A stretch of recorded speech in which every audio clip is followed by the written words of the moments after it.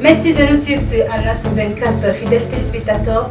Bienvenue à votre émission Exprimez-vous. Aujourd'hui, nous avons le plaisir de recevoir Madame Zamzam. Merci d'avoir accepté d'échanger sur le leadership féminin.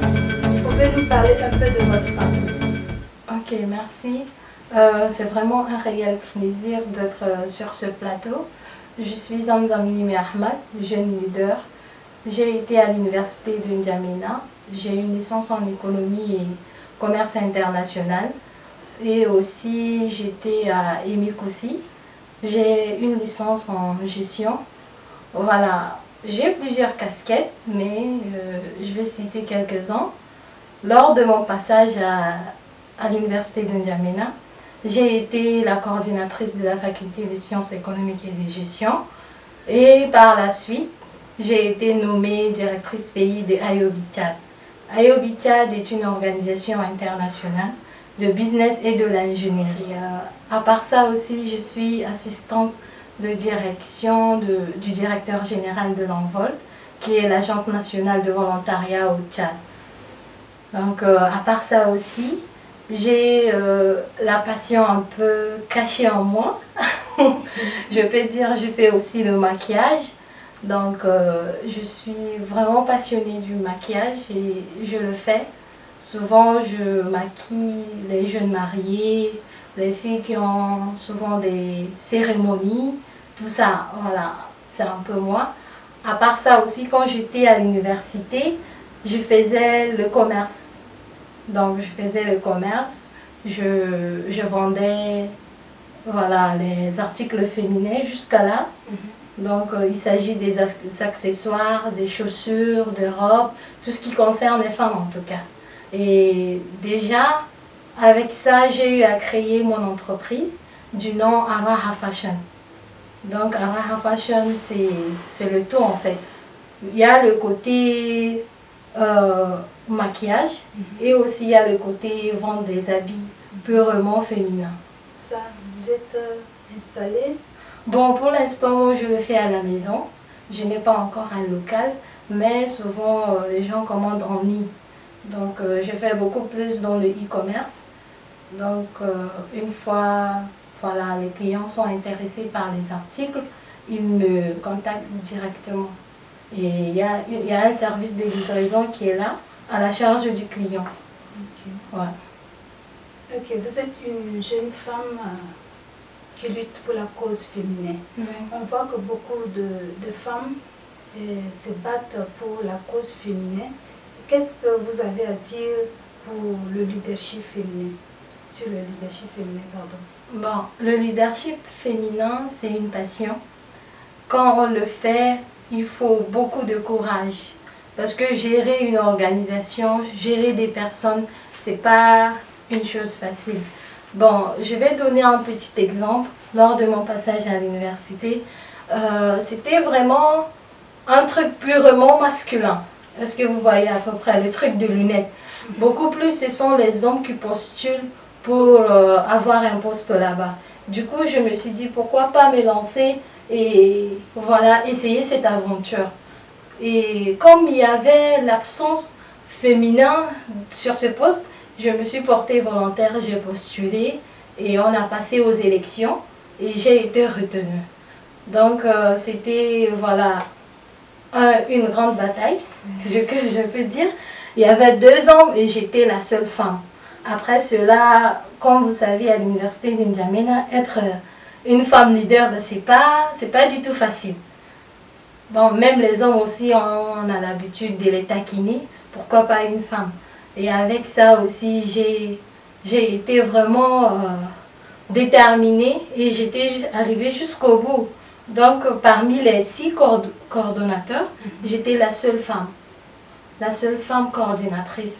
Et quand les précédents, en fait, ceux qui m'ont précédé, ceux qui étaient voilà, les coordonnateurs anciens, notre faculté, ce que je peux dire, à la faculté, il n'y avait pas un bureau. Donc, ceux qui étaient, ils ont lutté jusqu'à, mais ils n'ont pas arrivé à trouver voilà, un bureau exact. Mais lors de mon mandat, j'ai essayé Et j'ai vraiment, voilà, j'ai pris la peine de trouver une solution à ça. Et par la grâce de Dieu et avec l'équipe que j'ai, on a beaucoup travaillé et on a essayé de trouver un local en fait. Un bureau, ce que je peux dire. Un bureau pour l'université. Il faut s'inspirer d'une personne pour avoir de l'inspiration. De qui vous êtes inspiré? De Zach Meukasa. Zach Meukasa, c'est un jeune africain. Voilà, il me motive tout le temps. Et dans quel domaine? Bon, il fait juste, il fait des vidéos, il motive les gens qui sont en situation de, voilà, des difficultés et qui n'arrivent pas toujours à avancer. Donc lui, j'ai l'habitude de le suivre et de prendre ses conseils.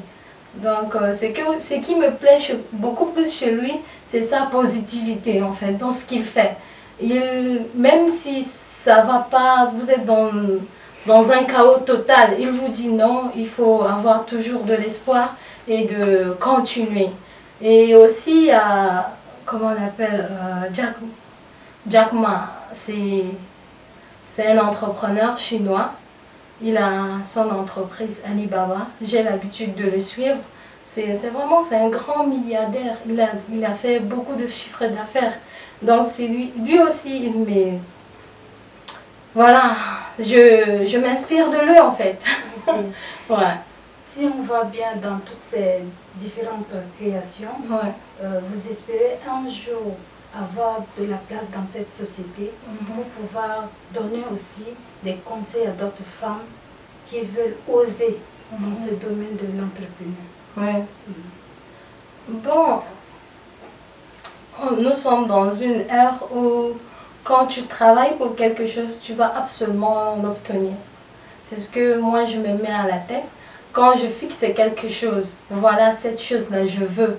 Donc, coûte que coûte, je veux avoir cette chose. Donc, ce que moi je peux dire, c'est tout ce qu'on fait là, c'est vraiment psychologique.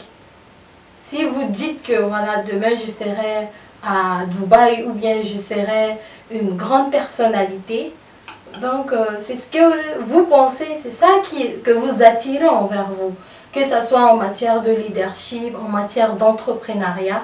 Donc c'est juste votre réflexion à vous qui vous attire vers ce que vous désirez. Donc ce que je peux dire à toute femme qui veut obtenir quelque chose, il faut qu'elle soit focus en fait. Il faut qu'elle soit focalisée sur une chose et surtout s'engager sur ce qu'elle fait. Et elle le fait avec amour.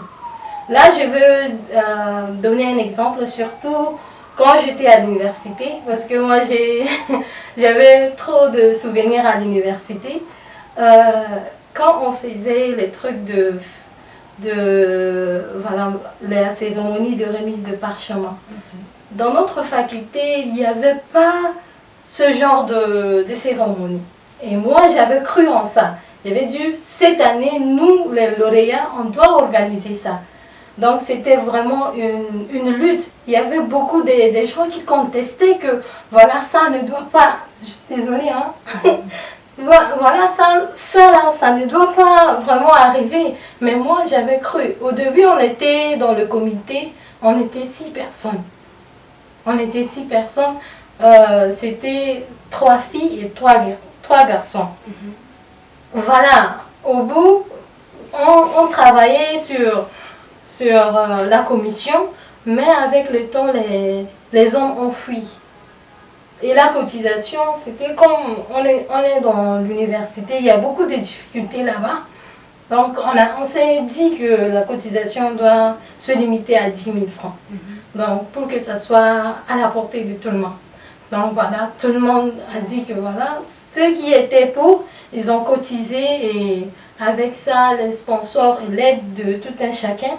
Donc pour convaincre l'administration aussi, c'était vraiment un problème d'organiser ce genre d'événements. Même l'administration souvent dit que ça c'est pas de la coutume de l'université, c'est pas de notre coutume. Et comme c'est une nouvelle culture que vous voulez incarner dans cette université, nous on peut pas vous aider. Donc c'était un seul chef de la scolarité, il était avec nous, il nous a aidés, il nous a accompagnés jusqu'au bout. À la fin, le métier c'est autre chose et le foyer aussi c'est autre chose. Donc pour moi, je ne trouve pas que le foyer sera un handicap pour arriver au bout de ses rêves, quoi. Donc c'est juste une question d'organisation et d'entente. On sait bien que certains hommes sont certains hommes sont encore à l'idée de moyen âge. Pour eux, la femme, c'est la cuisine. Vous avez un... Pardon. Répétez.